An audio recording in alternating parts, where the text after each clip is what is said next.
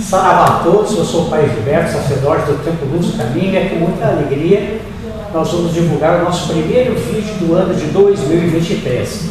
Mas esse vídeo não pode estar descolado da realidade dos acontecimentos do Dia da Infâmia, que ocorreu no dia 8 de janeiro, em Brasília, na Praça dos Três Poderes. Mas antes de nós adentrarmos neste assunto, eu convido a todos vocês que estão chegando agora no nosso canal para se inscreverem, porque isso é de suma importância. E se gostarem do vídeo, deem o seu like, também é muito importante isso, porque nós divulgamos a doutrina de Umbanda de uma forma inteiramente integral, gratuita. Então seja bem-vindo também nos seus comentários, porque eu leio e respondo todos os comentários à medida do possível. Não fica nenhum sem resposta. Então, sinta-se à vontade, vai maratonar, porque tem vários vídeos sobre vários assuntos diversos no nosso canal. Bem, a parte que me compete como sacerdote de religião é fazer uma análise sobre aqueles acontecimentos da forma religiosa e espiritual. É claro que em algum momento eu vou falar sobre também a responsabilidade política que todos nós temos. Não partidária, mas política. Porque nós somos seres psicobiosociais, ou seja, estamos inseridos nessa sociedade politicamente também. Então, você que se votou em A ou que votou em B, sinta-se à vontade. Não é essa a questão. A questão é que esses atos extrapolarem muito a questão partidária e a questão política. É uma questão agora de ética, e por isso que tem muito a ver com a nossa religião e com as religiões. Mas por que tem a ver com as religiões nos atos de vandalismo? Bom, se vocês forem ver, todos aqueles atos, aquelas imagens que são lamentáveis e profundamente devastadoras, todos os manifestantes que estavam ali, todos aqueles que estavam praticando crime, estavam justamente dentro dos três poderes, fazendo o quê? Fazia a sua manifestação, fazia a sua indignação, fazia a destruição de um patrimônio cultural, e nós vamos nos remeter aonde isso? Vocês se lembram dos terroristas do Estado Islâmico? O que nós ocidentais fazíamos e dizíamos? Que barbárie, né? E o que eles faziam quando eles estavam destruindo peças de museu, quando eles estavam destruindo monumentos sagrados no espaço físico, exterior, muitos? Nós dizíamos o quê? Que aquilo era ato terrorista. E eles diziam o quê? Que estavam falando e dizendo que aquilo era em prol o quê? Da sua causa, e que estavam defendendo os princípios de Alá. Então vocês vão ver que a semelhança é a mesma, porque essa gente, na barbárie que entrou nos três poderes, o que elas faziam? Destruíam tudo que vinha pela frente, faziam as suas orações e diziam que estavam defendendo a religião, a liberdade e a família. Eu não sei que religião que eles estavam defendendo que propaga a violência e a destruição, que família que eles estavam defendendo, e que pátria é essa? Então nós vamos ver que liberdade é essa. Então nós vamos ver que esses acontecimentos são não graves, são gravíssimos. Mas esses acontecimentos, eles são uma consequência, não são a causa. E agora aqui nós vamos adentrar lentamente, gradualmente nessa questão. Porque isso foi em determinado momento, através de vários momentos, foi sendo que inoculado isso nas pessoas. E agora vamos falar aqui do nosso campo espiritual. Eu não vou me ater nas religiões evangélicas, porque está mais de soberba que eles foram influenciados religiosamente. Não vou me ater com eles, porque dentro desse conceito muitos outros já criticaram, mas eu vou examinar na nossa questão nós, espiritualistas, aqueles que são o quê? Esotéricos, aqueles que são terapeutas holísticos, aqueles que são espíritas, aqueles que são teósofos, aqueles que são umbandistas, enfim, todo esse campo da espiritualidade. Se nós vamos ver, por que eu disse que esses atos são consequência e não a causa? Foi inoculado o quê? A ideia do bem contra o mal, vencer a grande batalha que era o mal. Isso lentamente foi o quê? Foi induzido nas consciências humanas. E vejam bem, não foi só no campo evangélico isso, foi no campo espiritualista, maculando o sagrado. Isso é gravíssimo. Que nós vamos ver que vocês podem pesquisar na internet vários e vários canais espiritualistas e até kardecistas e até espíritas diziam que era o quê? A grande luta do bem contra o mal, que eram os guerreiros da luz que iam defender contra as trevas. Então nós vamos ver que todo esse pessoal, todos esses segmentos têm a sua responsabilidade. E eu pergunto, porque está se falando muito hoje em justamente colocar na prisão aqueles que depredaram, aqueles que incentivaram, aqueles que financiaram e aqueles que mentalizaram tudo isso, que são o quê? Aqueles que elaboraram tudo isso. E parte da espiritualidade desses que estavam tem a seu cunho de responsabilidade e devem ser também responsabilizados. Não pode ficar só no campo material, tem que ser no campo também subjetivo, metafísico, sobrenatural, que tantos eles induziram por vários e vários lives que fizeram. O interessante é que são tão covardes que uns até retiraram agora as lives. Vejam bem, outros tiraram as fotos do Facebook de tudo que diziam, de tudo que incentivavam, o ódio, a intolerância. Todos têm a sua responsabilidade gravíssima, porque macular o sagrado dessa maneira e ficar impune, eu digo para vocês uma coisa, a lei do karma, ela é imparcial, e com certeza pegará todos porque é implacável. A lei dos homens pode ser que vocês passem, e eu digo isso não com orgulho, não com ênfase, que eu sou melhor, não com uma profunda tristeza, porque vi que campos da espiritualidade incentivaram um golpe, incentivaram uma ditadura, incentivaram um fascismo, um terrorismo. Vejam, ao defender todas as suas teses, nós vimos o quê? A bagunça do dia 12 de dezembro de noite, e pasmem, no dia 24, na noite de Natal, era para ter explodido uma bomba no aeroporto. Dizem os especialistas que por baixo isso iria o quê? No mínimo levar à morte 600 pessoas e mais de 1000 pessoas mortas. Imagina um aeroporto agitado no dia de Natal, véspera de Natal, o que iria ocorrer? Esse é o sentimento cristão? Não vejo aonde. Então, é a hora de todos nós refletirmos sobre todos esses acontecimentos lamentáveis. E todos esses segmentos, astrólogos também, pessoa que colocava tarô também, todos eles diziam o que era a luta do bem contra o mal. Inclusive grandes líderes espíritas diziam isso. Eliminar o comunismo.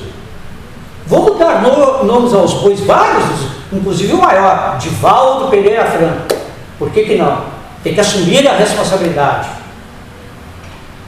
O interessante agora é que muitos, e eu não vou nominar, mas com certeza, isso é de ser humano, infelizmente, vão ganhar dinheiro vendendo livros, dizendo os bastidores de como isso ocorreu agora. Ou seja, a crueldade perpetua e continua, formando um ciclo vicioso.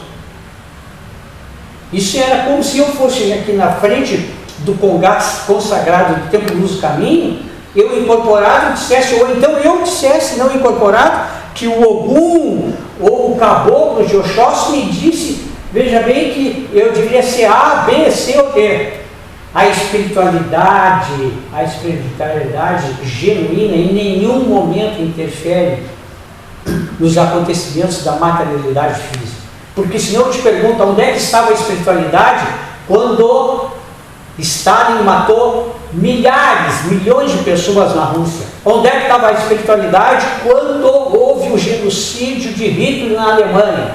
Onde estava a espiritualidade, aquele país que se diz sempre muito cristão e defensor de tudo e de todos, é o xerife do planeta, quando largou 2 bombas atômicas no Japão, numa crueldade ímpar?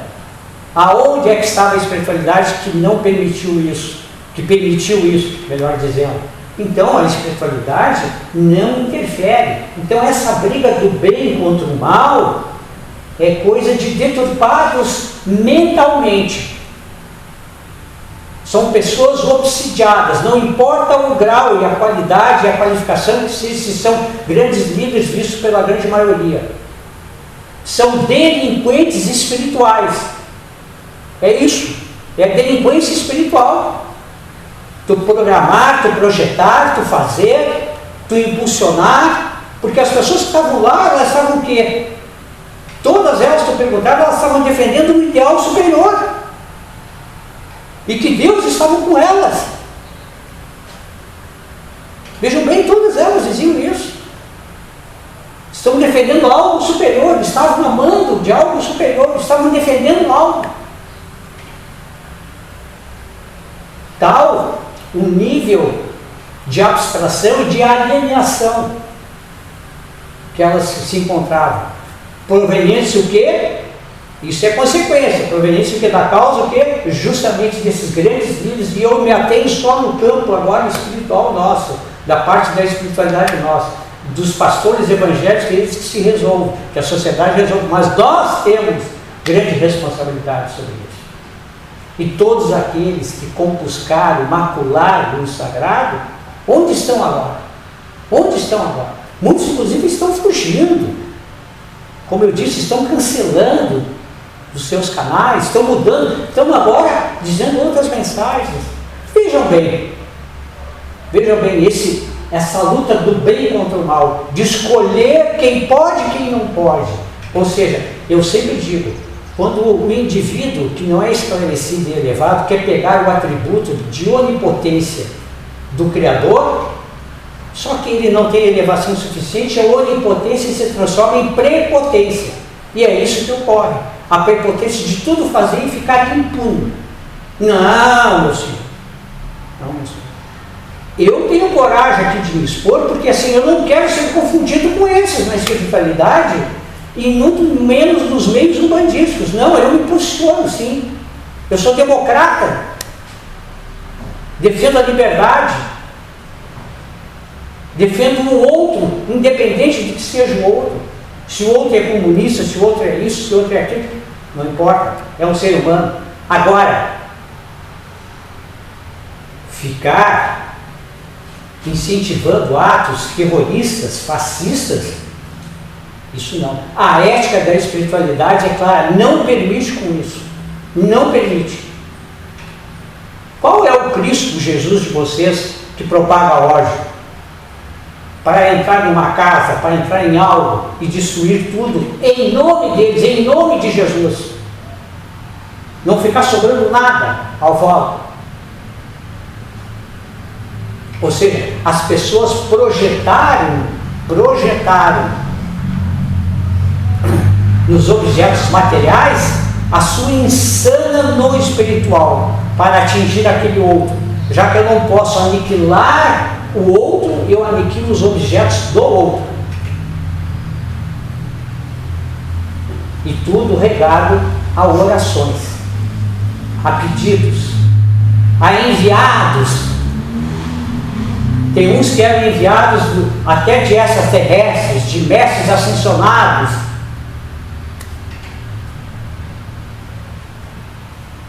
É um manicômio. É um desabafo também. Com certeza. Mas eu não serei omisso, não. Me posiciono. Porque isso não tem nada a ver com espiritualidade genuína. Nada, absolutamente nada. E não vamos terceirizar colocando também os obsessores também. Porque agora também tem isso. Agora a gente é bom, terceiriza, né? Vai terceirizando. Não, foram responsáveis. Porque é muito cômodo agora colocar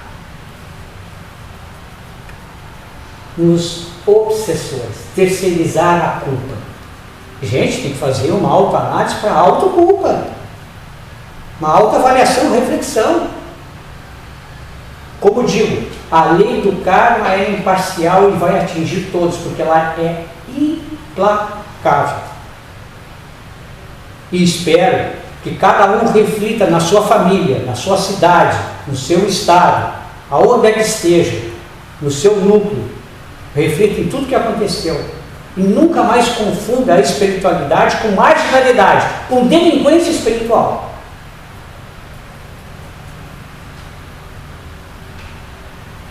A delinquência espiritual, ela já vem de muitos e muitos tempos. Quem não se lembra daquela passagem antiga lá da Bíblia, lá no começo, o povo de Israel que foi escolhido. Ou seja, quando um Criador, segundo essa tradição, escolhe um povo em detrimento do outro, olha, a exclusão se torna um lixo. Então os outros povos são lixo. O povo escolhido. Aqui o povo escolhido era aquele que colocaram na mente deles que são os anticomunistas. Esse é um povo escolhido. E a Terra Santa, o Brasil, que não podia ser dominado pelos aqueles que são comunistas. Olha, o fenômeno se repete. A linguagem se repete. Tudo em nome de quem? De Deus, das orações, de Jesus, dos ETs, dos guias que eles dizem que recebiam, que davam as mensagens. Não, gente. É hora agora, e digo, é hora agora da responsabilidade, a responsabilização de cada um. E é lamentável que muitos agora estão se escondendo, estão retirando as suas postagens, estão fazendo. Talvez, claro, um ato de covardia, mas talvez até caindo em si da monstruosidade que estavam semeando na mente de cada um.